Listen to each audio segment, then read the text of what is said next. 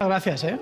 Para quien no me conozca, soy Chema Lázaro. Encantado de estar este momento con vosotros y abierto a todas las preguntas que queréis realizar. Muchísimas gracias por este rato que vamos a poder compartir. Me regalaron un iPad. Y yo dije, tengo un aparato aquí increíble, voy a ver si consigo hacer cosas diferentes. Y decidí implementar un blog de aula con ellos que se llamaba Pizarras Abiertas. El título se llamaba así porque yo tenía la necesidad de abrir a mi clase lo que ocurría fuera de ella y abrir al mundo lo que ocurría dentro de mi clase. Y yo dije, a ver, igual el blog me puede ayudar a hacer algo completamente diferente dentro del aula. Y empecé a mandar retos, a mandarles pistas de cosas que yo escondía o por el cole o por el pueblo allí por Monarzarzal y ellos tenían que buscarla y desbloqueaban los apuntes. Y empecé a hacer cosas diferentes. Y hubo un momento, ya en sexto de primaria, segundo trimestre, que yo les miraba trabajar y decía, yo vengo porque me pagan, pero no hace falta, porque trabajaban solos, iban... Bueno, impresionante, ¿eh? De verdad, era una dinámica de trabajo maravillosa, hasta tal punto que llegó sexto de primaria, nos tocaron las pruebas de la comunidad de la CDI. Yo estaba convencidísimo de que cuando vinieran en mayo las notas de la CDI, yo confiaba en ellos a muerte, pero no confiaba en las pruebas. Entonces dije, cuando vengan los resultados, yo cojo por donde he venido y me voy. Y qué sorpresa la mía que cuando llegaron los resultados, pues en matemáticas y en ciencias, que eran las asignaturas que daban conmigo, además de educación física, natación, competencia digital, sacaron un 1,7 por encima de la media de la Comunidad de Madrid en esas dos asignaturas. Yo respiré, cogí mucho aire en ese momento y además dije, vamos por el buen camino. Esto que estamos haciendo mola. Llega a final de mayo, mandan una carta al cole con el sello del ministerio y en esa carta cuando la abrimos, un mediodía, yo me acuerdo perfectamente porque corrí por todos los pasillos de todo el colegio buscándolos a ellos hasta que los encontré en el patio, me habían dado un Premio Nacional de Educación por el proyecto que había realizado. Entonces fue como, ¿qué más puedo pedir a esto? Y así es como comienza una historia que a mí sinceramente me cambió todo con 17 chavales. Y aprendí la importancia de los equipos interdisciplinares cuando estás trabajando, ¿no? Si quieres alcanzar objetivos y trabajas tú solo, los vas a hacer. Pero si quieres que esos objetivos tengan impacto, lo tienes que hacer con un equipo. La neurociencia nos habla de que el cerebro es tremendamente plástico. ¿Eso qué quiere decir? Que hay oportunidad de aprendizaje en cualquier momento de la vida. Esto lo que nos dice es que cualquier alumno puede aprender. Con lo cual, tirando de las emociones, debemos hacer que todos los alumnos quieran aprender. ¿Cómo lo hacemos? Experiencias iniciales de aprendizaje, siempre activar esa emoción, ese cerebro límbico. Hay que activar, hay que generarles que quieran. A partir de ahí, tenemos que conseguir que el alumno vincule lo que ya sabe con la información novedosa que le voy a presentar. Y una vez que lo tengo en ese estadio, tienen que construir el aprendizaje. Y a partir de ahí, antes de que el alumno lo migre en memorias a largo plazo, deben de hacer una evaluación para el aprendizaje. No del aprendizaje, sino para el aprendizaje. Esa evaluación le va a permitir al alumno conocer lo que sabe o lo que no sabe. Porque nadie sabe lo que no sabe, ¿verdad?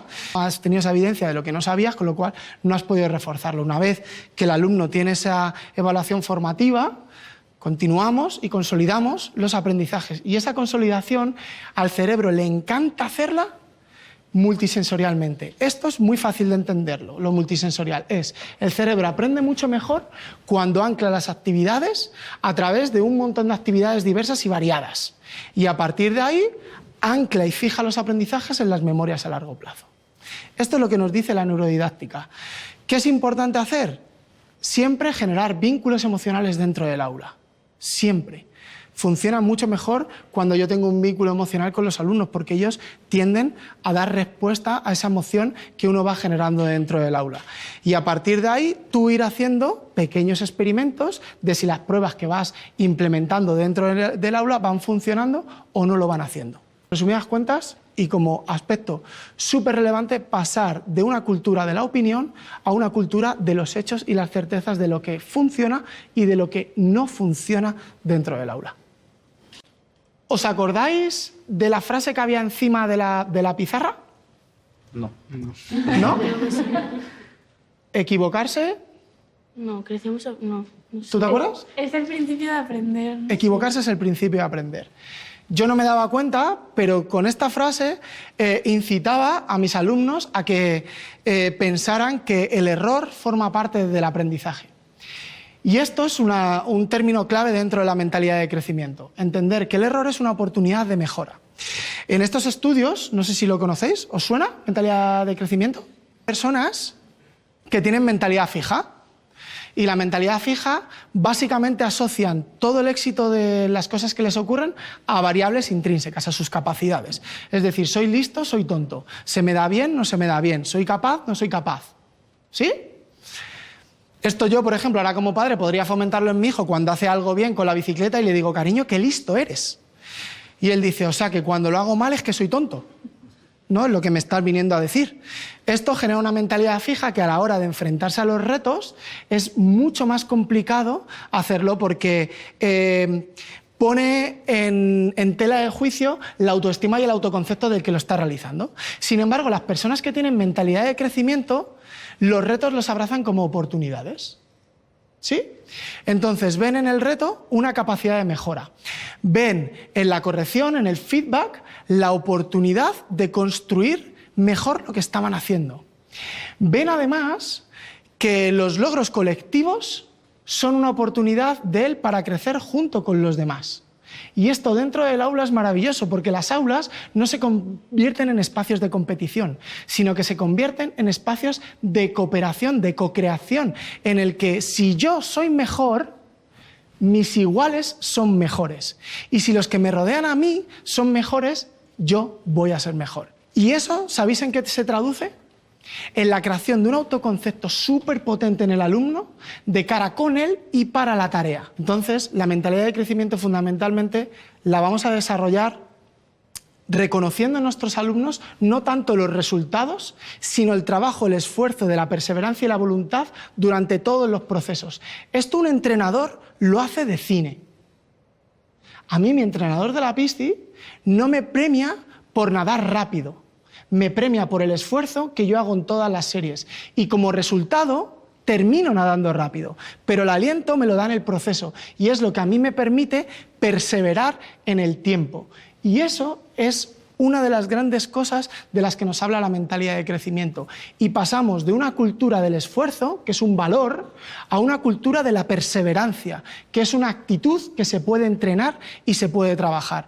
Y esto, amigos y amigas, es un arma de destrucción, porque entonces las aulas y los espacios y las comunidades de aprendizaje se convierten en escenarios en el que todo el mundo contribuye, todo el mundo tiene voz y voto y todo el mundo tiene capacidad de mejora.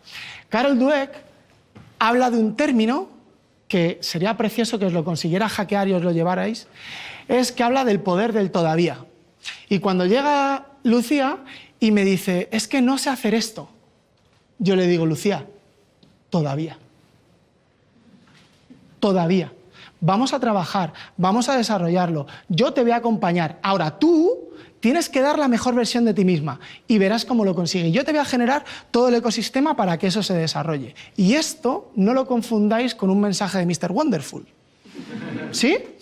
Es decir, no todos, por desgracia, vamos a llegar a ser lo que nos gustaría ser, ¿verdad? Pero sí vamos a poder ser la mejor versión de lo que queramos ser. Y el matiz es pequeño, pero cambia totalmente la mentalidad de la persona que se enfrenta a eso. Y por eso nos podemos enfrentar a cualquier reto, a cualquier novedad, abrazándola como una oportunidad para mejorar, para cambiar y para ser la mejor versión de lo que somos. Así que quedaros con el poder del todavía. Si hoy no eres capaz de hacer algo, ya te digo yo que todavía. Y luego es muy importante, cuando trabajamos dentro del aula, el trabajar desde la motivación intrínseca del que aprende. Es decir, que si el aprendiz no quiere aprender, no va a aprender. O sea, por más que hagamos nosotros lo que queramos. Ahora, hay que manejar muy bien y conocer cómo funciona la motivación dentro del cerebro y conseguir migrar las motivaciones extrínsecas a una motivación intrínseca que termine en una motivación de logro. Y me gustaría compartir una dinámica con vosotros, porque aparte ya llevamos un tiempo sentados y es bueno activarnos. Y con esta dinámica vamos a aprender cómo funciona la motivación en el cerebro. ¿Os apetece? Sí. ¿Sí? Vale, pues...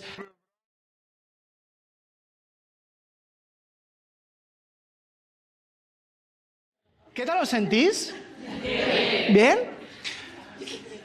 Bueno, pues parece que el juego tiene alguna incidencia en el aprendizaje, ¿no? Que parece que jugar a uno le hace sentir bien, ¿no? Así que cuando vayáis al aula, futuros profes, familias, el juego es una herramienta maravillosa para el aprendizaje. ¿Sabéis lo que ocurre en el cerebro de la gente cuando juega? Se activa, esto lo demostró Gruber en un estudio de 2014, se activan los sistemas de recompensa del cerebro y tienen una vinculación directa con esto de aquí, la corteza prefrontal. ¿Vale? ¿Qué habéis hecho con el pulso chino? Acabáis de vivenciar, de vivir cómo es el sistema de recompensas dentro del cerebro. Y el cerebro funciona por recompensas. Y os comento cómo va, ¿vale? El sistema de recompensas tiene 3 fases, ¿sí? Tiene una primera fase, que es cuando yo os he dicho, oye, ¿queréis jugar?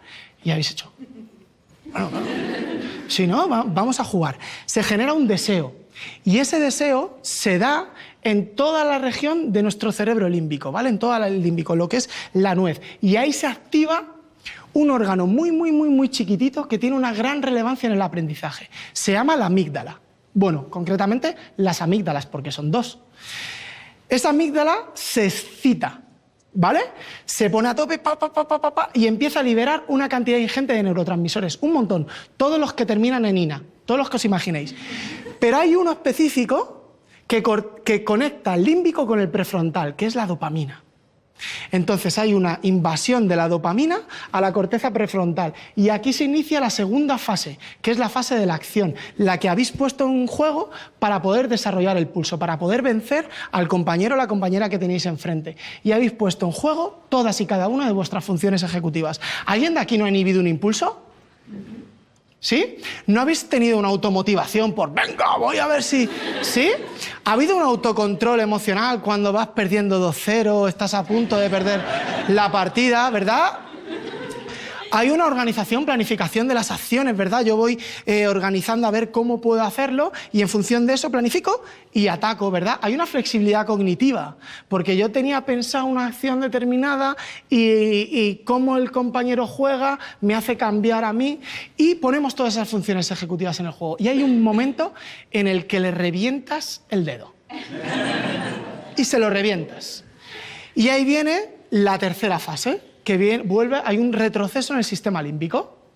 Vuelve otra vez al sistema límbico y esto es lo que llamamos el sistema de recompensa, que va, viene y vuelve. Y se vuelve a activar todo el cerebro límbico y hay una liberación de un neurotransmisor que es maravilloso, que es probablemente el que me invada a mí cuando yo termine este rato con vosotros, que es la serotonina, que te deja planchado. ¿Sí?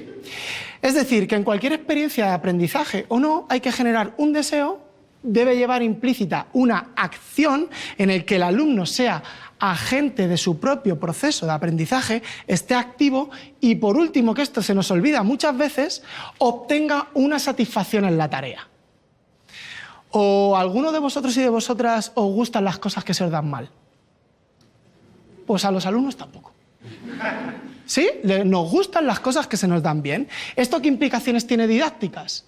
Al inicio de cualquier proceso de aprendizaje, suscitar el deseo. Una vez que el alumno quiera aprender, implicarle en primera persona haciendo... ¿Por qué? Porque va a obtener mejores resultados. Porque el cerebro integra mejor la información cuando yo la realizo desde la primera persona. Y por último, siempre obtener una satisfacción. Y esto no es regalar las cosas, esto es adecuar los niveles de dificultad de las tareas al nivel de conocimiento que tienen los alumnos sobre la materia a desarrollar. ¿Qué es lo que ocurre con la motivación de los chavales? Marcos, que preguntabas. Cuando los objetivos de la tarea están muy alejados de los niveles de conocimiento que tienen, eso no motiva. No motiva nada. Si la tarea está muy cercana, es muy sencilla para mí, tampoco motiva, porque sé hacerlo. De ahí la importancia de esa activación de los conocimientos previos. Enseñar a los alumnos qué sabemos para ir ajustando la dificultad en el aprendizaje. Además, vinculado con la motivación, sabemos que hay dos tipos de motivaciones, ¿verdad? Tenemos motivaciones intrínsecas, vinculadas con lo que a uno le mueve desde dentro, ¿verdad? Esa búsqueda de esas respuestas, de esa curiosidad. Y por último, y además hay, una motivación extrínseca que va de estímulos hacia afuera.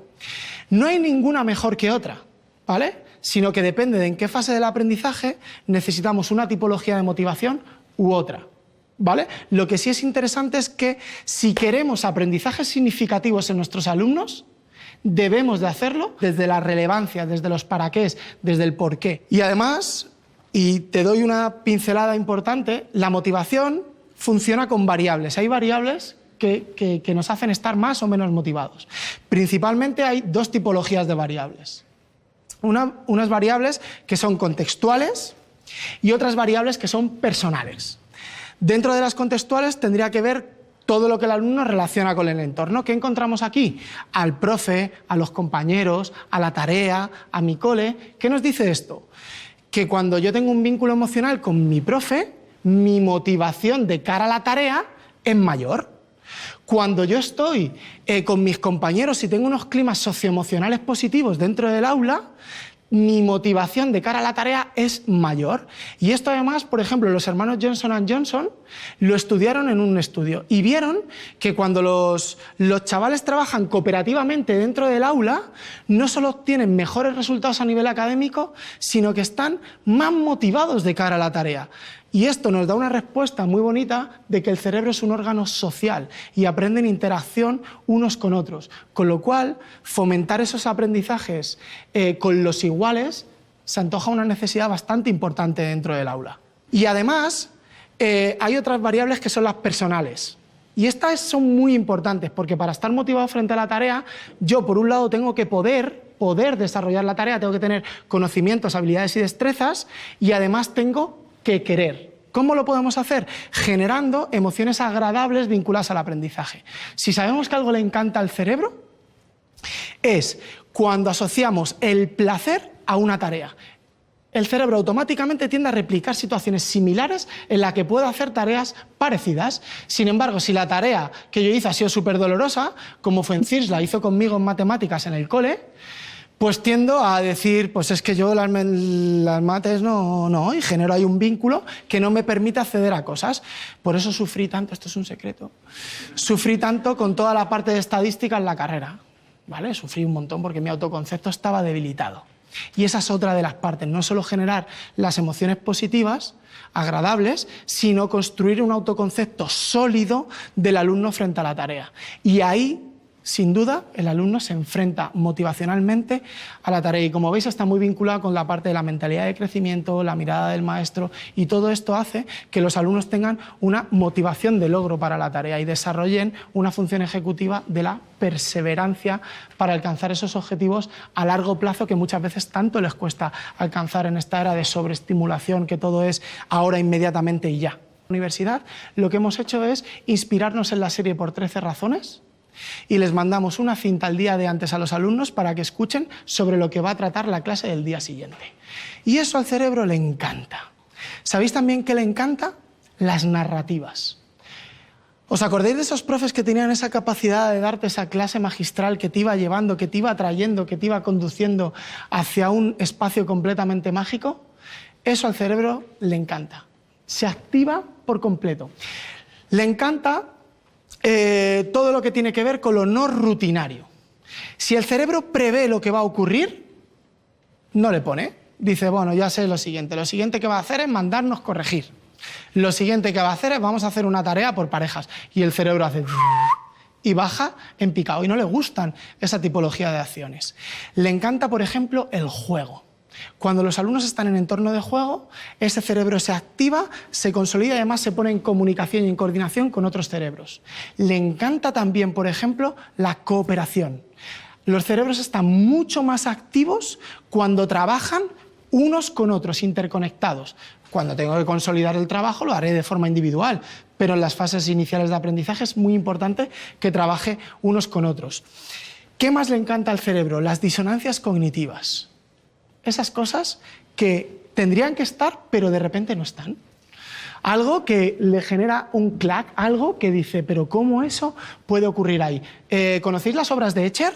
El autor este que hace escaleras que no sabes si van, si vienen, esos son disonancias cognitivas y te permite a ti estar focalizado en la tarea durante un montón de tiempo. ¿Sabéis también que le encanta al cerebro? El humor. Porque cuando yo me pego una risotada en clase, no solo me relajo, genero un clima socioemocional positivo, sino que se activan todas las bombas del cerebro para volver a renovar esa atención. ¿Qué le encanta también al cerebro? Suscitar la curiosidad. Y esto, hay estudios que dicen que cuando se suscita una curiosidad 1 hora antes de una tarea, los alumnos obtienen mejores calificaciones en tareas que requieren de función ejecutiva. Y esto lo hacen las profes de infantil maravillosamente. ¿No conocéis a la profe de infantil esta que de repente pone unas huellas de dinosaurio en el clase? Y en 3 meses eso parece Parque Jurásico, el Paleolítico Superior. ¿Ha evolucionado? Esto es encantador. Al cerebro le encanta. ¿Qué es un aprendizaje significativo vinculado con esto? Relacionar esos contenidos que nosotros tenemos, que hemos ido aprendiendo, irlos transfiriendo y migrándolos a las memorias a largo plazo. Es decir, para que haya realmente unos aprendizajes significativos. ¿Cómo lo podemos hacer dentro del aula? Desarrollando y trabajando todas las memorias con las que podemos trabajar. Y os voy a dar algunas claves que favorecen los aprendizajes significativos y que al cerebro le encantan y le van muy bien. Y lo voy a hacer con una regla mnemotécnica, ¿vale? Os voy a dar 6 R's, que yo creo que se memoriza mucho mejor. Para fomentar una memoria significativa, al cerebro le encanta la relevancia. Es decir, que eso que está aprendiendo sea relevante para ellos, esté vinculado con su día a día, con su vida, ¿vale? La segunda R es la reflexión. Al cerebro le va muy bien reflexionar, pensar sobre los contenidos nuevos que le vamos a ofrecer. Para eso debemos de generar en el aula un escenario proclive al pensamiento. ¿Cómo los alumnos piensan? Dejándoles espacio para que lo hagan, 3, 4, 5 minutos, y además desarrollando climas de silencio. ¿Sí? En los momentos en los que hay que pensar, debemos de generar silencio. ¿Por qué? ¿Qué va a hacer ese cerebro? Va a sacar de las memorias a largo plazo la información que tiene y la va a trabajar e integrar con la nueva que le estamos ofreciendo, ¿vale? Es decir, le va muy bien la relevancia y la reflexión. Otra estrategia que le va muy bien para fomentar aprendizajes significativos es la recodificación. ¿Sí? Es decir, que el alumno recodifique la información al lenguaje que él va entendiendo. Y esta recodificación habitualmente los alumnos la hacen fuera del aula, en el espacio individual de trabajo. La suelen hacer en casa, pero para recodificar bien la información debemos de entrenarla. Hay que entrenarla y eso hay que hacerlo dentro del aula. ¿Cómo lo podemos hacer? Resumiendo, clasificando, realizando inferencias, realizando debates. El profe puede utilizar el método socrático, realizar preguntas en diferentes grados de dificultad para que el alumno vaya recodificando toda esa información e incorporándola a su esquema de valores. Otra R que le encanta al cerebro es la retroalimentación, una evaluación para el aprendizaje, donde le señalemos aspectos de mejora y aspectos a mantener. Y a partir de ahí el alumno va a seguir construyendo el aprendizaje. Hasta aquí, el cerebro, el alumno, trabaja todo el rato con memorias a corto plazo. Esas memorias a corto plazo es donde siempre los profes, a partir de aquí, hemos hecho el examen. ¿Sí? Por eso, normalmente a las 72 horas, si no has sacado un 9, si has sacado un 6, se te ha olvidado casi todo. ¿Sí? Normalmente, ¿verdad? Yo iba a la universidad, contestaba, ya te digo yo que aprobaba, pero luego no me acordaba de absolutamente nada, porque no fijaban las memorias a largo plazo. ¿Cómo puedo migrar en las memorias a largo plazo? Haciendo la siguiente R, que es la repetición. ¿Sí?